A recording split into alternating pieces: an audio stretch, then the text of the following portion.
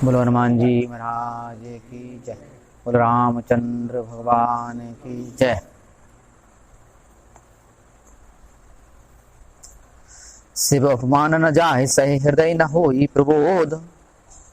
सकल सबय हट हटक तब बोली बचन सक्रोध। जब सती जी ने देखा कि यज्ञ में शंकर जी के लिए कोई स्थान नहीं है, शंकर जी के लिए कोई सिंहासन नहीं दिया गया है, तो शंकर जी का अपमान देख करके सती जी को अति क्रोध हुआ।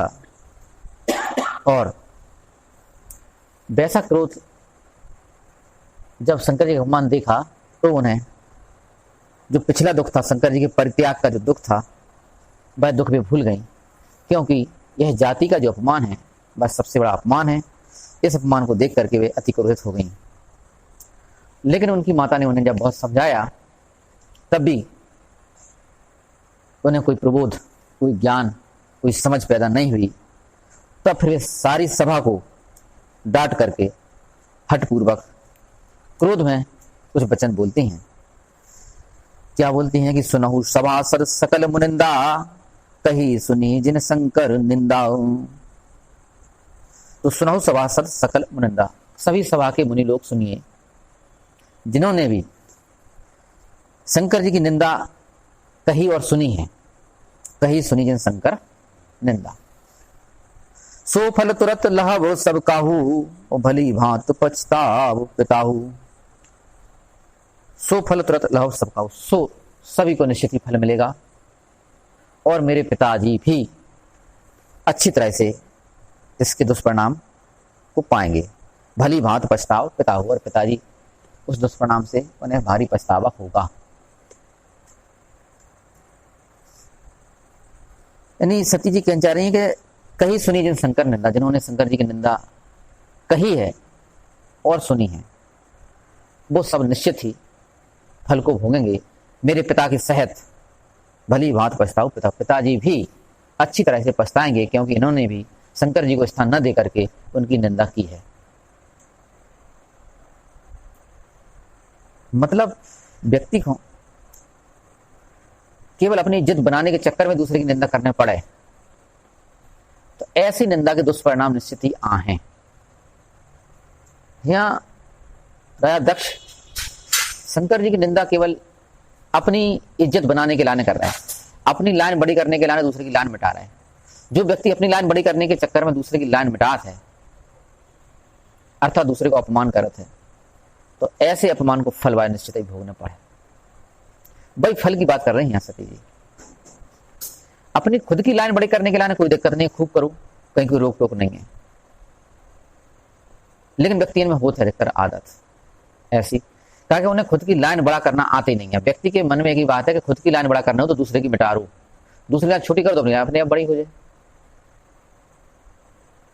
वही बात यहाँ राजा दक्ष कर रहे हैं कि शंकर जी का अपमान कर रहे हैं, और खासतौर से तो अपमान की लाने ही यज्ञ करो। तो आज के समय में भी जो पूजा पाठ भागवत जो भी करवाए, तो फिर वो तुलना करत, हमने जो भागवत करवाई थी तो बहुत लोग जुड़े थे, और हमने तो बहुत ज्यादा बड़ा भंडारो करवाओ, तो तुमने क्या करवाओ करी भागवत तो हमने करवाई, शंकर जी तो हमसे प्रसन्न नहीं है, तुमसे थोड़ी प्रसन्न नहीं है। शंकर जी काय से प्रसन्न होने जो कोई को कुछ पता नहीं, केवल कंपटीशन चल रहा हो कि शंकर जी काय से प्रसन्न हो।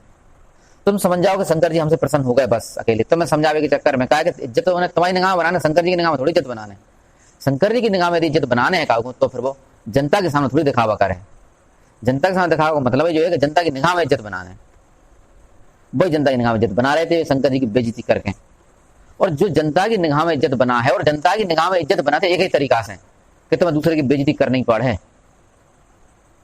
खुद की निगाह में इज्जत करनी है, तुम्हें खुद की निगाह में इज्जत बढ़ाने है, तो दूसरे की बेइज्जती आवश्यक नहीं है फिर। और बाकी फल जो है, बाकी जो परिणाम निश्चित ही पॉजिटिव हैं, और जनता की निगाह में जब जो बड़ा है बाकी परिणाम निश्चित ही नेगेटिव हैं, जो कि आने वाले हैं राजा दक्ष के।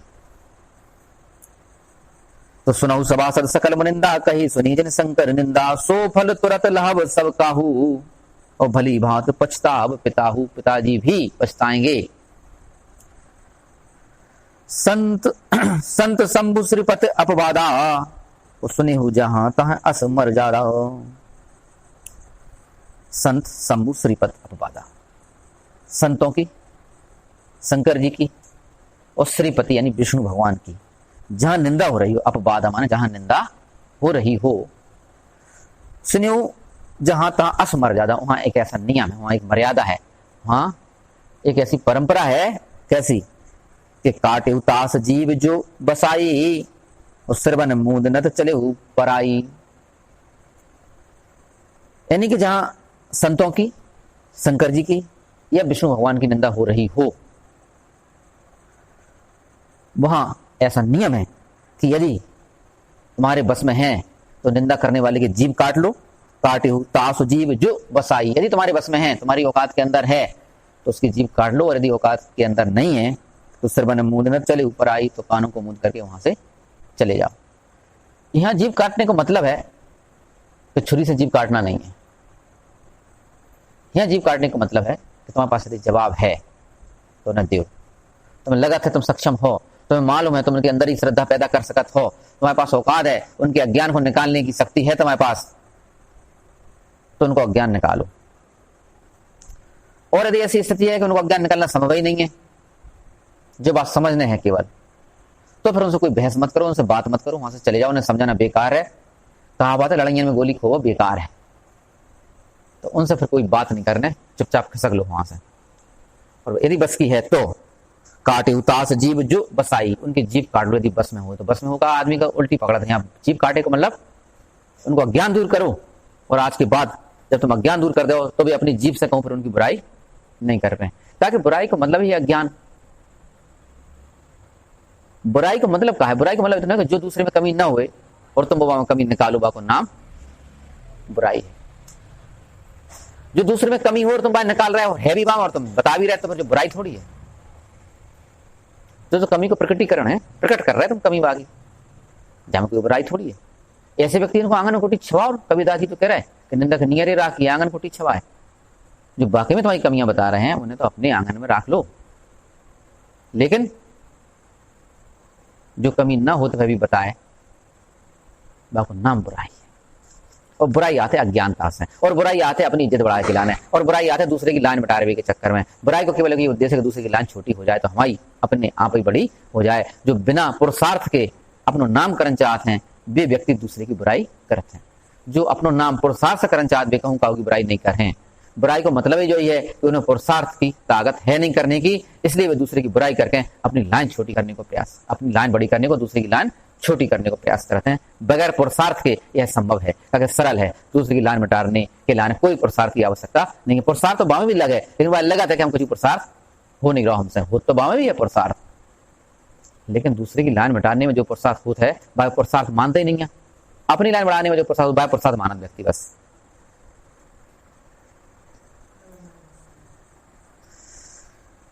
जगदात्मा महेश पुरारी, जगत जनक सबके हितकारी।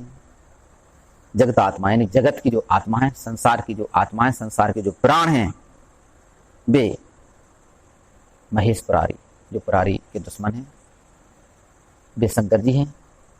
और जगत जनक सबके हितकारी, और इस जगत के पिता हैं, जो जगत जनक सबके हितकारी और सबका हित करने वाले हैं। पिता मंदमति निंदित ते ही, और दक्ष शुक्र संभव यह देही। अब सती जी कहती हैं कि जो जगत की आत्मा है वे शंकर जी हैं, जो जनक के पिता हैं, सारी जगत के, जगत जनक इस संसार के जो पिता हैं, सबके हितकारी, जो सबका भला करने वाले हैं। तो पिता मंदमति, मेरे पिता कम बुद्धि वाले हैं। पिता मंदमति निंदित ही, ऐसे जगत पिता की मेरे पिता ने निंदा की है। और दक्ष शुक्र संभव यह देही, और ऐसे ही पिता से मेरा जन्म हुआ है। ऐसे पिता से जिन्होंने जगत के पिता का अपमान किया है, ऐसे पिता के शुक्राणुओं से ही मेरा जन्म हुआ है। तो दक्ष शुक्र संभव यह देही। इसलिए सती जी कहती हैं कि तजहूं तुरत देह ते हेतु, उर्धरि चंद्र मौल वृष केतु। मैंने ऐसे पिता से जन्म लिया है जो परम पिता के दुश्मन है, इसलिए तजहूं तुरत देह, इसलिए अब मैं इस शरीर को तुरंत ही त्याग दूंगी। तजहूं तुरत देह ते ही हेतु, इसलिए क्योंकि मैं ऐसे पिता की पुत्री हूं, इसलिए मैं इस देह का तुरंत ही त्याग करूंगी। उर्धर चंद्रमौल वृष के रूप, और अपने हृदय में शंकर जी को धारण करके, उर्धर चंद्रमौल जिसके सिर पर चंद्रमा है, वृष के जो केतु हैं, ऐसे शंकर भगवान का मैं हृदय में धारण करके उनका ध्यान करके निश्चित ही अब इस शरीर को त्याग दूंगी, क्योंकि यह शरीर ठीक नहीं है, क्योंकि ऐसे पिता से जन्मा हुआ यह शरीर है जो जगत के पिता के दुश्मन है। अस कही जोग अग्न तनुजारा और भय सकल मख हाहाकारा। अस कही, ऐसा कहते ही सती जी ने अस कही जोग अग्नि तनुसारा, अपने शरीर को योग की अग्नि में जला दिया। इन योगाग्नि से, अपने योग की कला से, अपने योग के द्वारा अग्नि प्रकट करके अपने शरीर को उसमें जला दिया। और सती का शरीर जलते ही भयहु सकल मख हाहाकारा, पूरे यज्ञ में, जो यज्ञ चल रहा था, पूरे यज्ञ में हाहाकार मच गया। भयहु सकल मख हाहाकारा।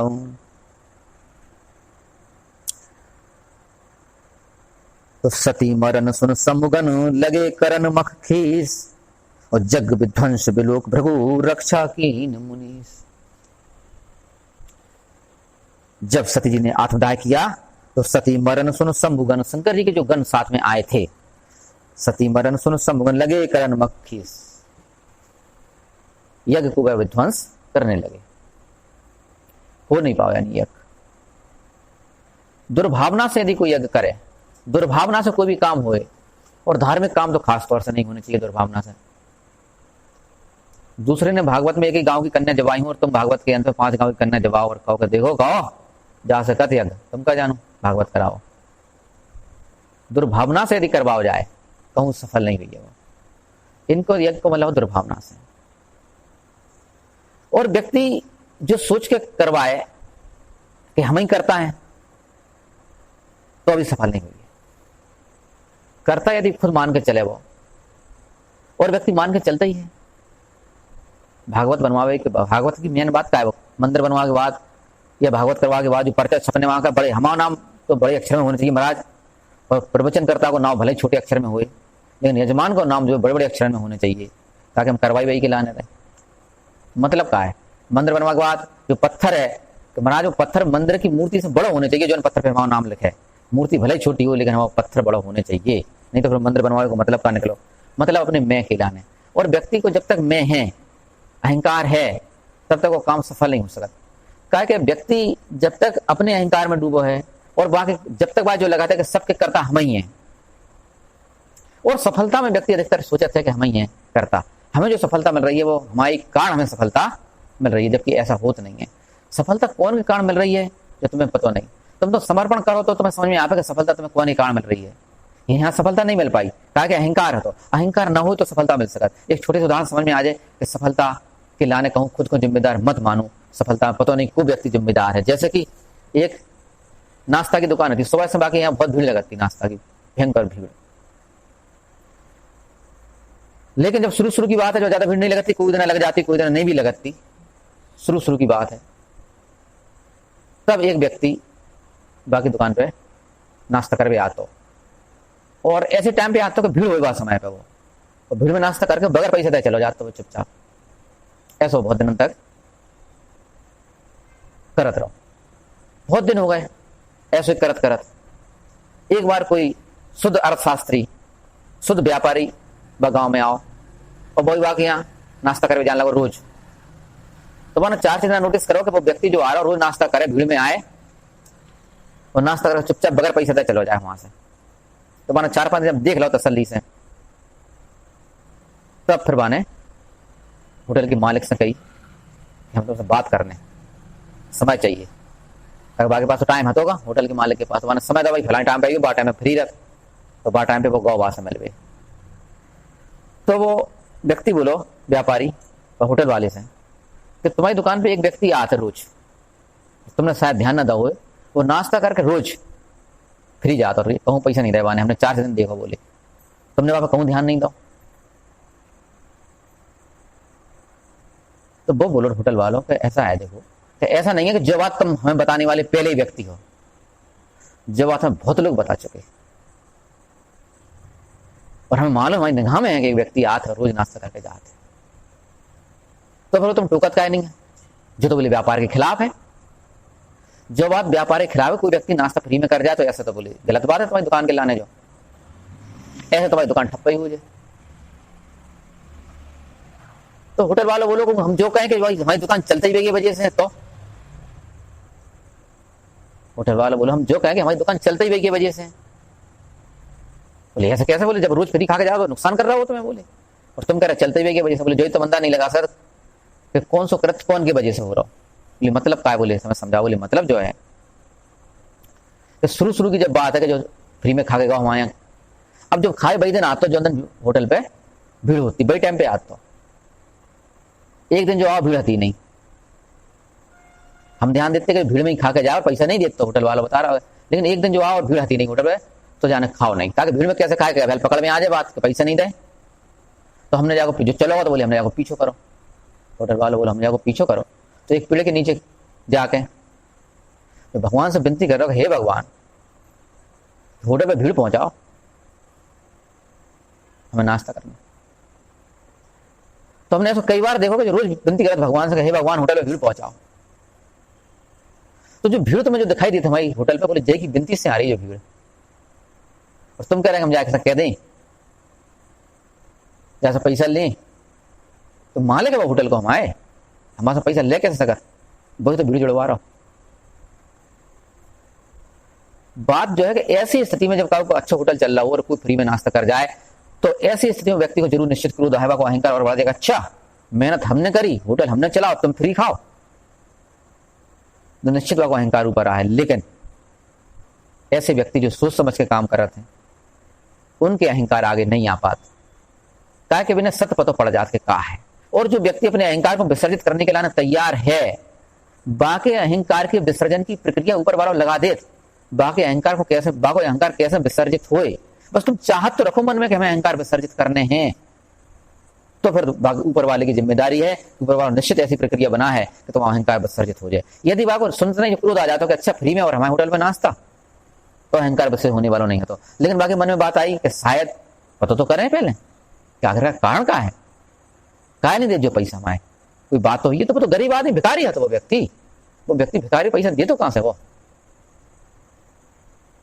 तो अहंकार के विसर्जन की सोचो तो कम से कम रास्ता बना है ऊपर वालों। और जब भी कोई कृत्य सफल हो रहा है, जैसे होटल वाले को होटल सफल होगा, तो वो अपने ऊपर नहीं ले बात बाने का सोची कि हमारा होटल जब व्यक्ति की वजह से चल रहा हो, जब व्यक्ति कृपा से चल रहा हो, और जब व्यक्ति अपने ऊपर नहीं लेते हैं, ऐसी स्थिति में वो सफल होता है। यहाँ जो यज्ञ करवा रहे थे वो यज्ञ वे अपने दम पे करवा रहे थे, खुद को कर्ता मान रहे थे और दूसरे को नीचे दिखा रहे थे। शंकर जी जैसे व्यक्ति को नीचे, शंकर जी जैसे भगवान को जो नीचे दिखाए और अपने को कर्ता माने, ऐसे व्यक्ति को कहूँ यज्ञ सफल नहीं हो सकता, इसलिए इनको यज्ञ भी सफल नहीं हुआ। बोलो रामचंद्र भगवान की जय, बोलो हनुमान जी महाराज की जय।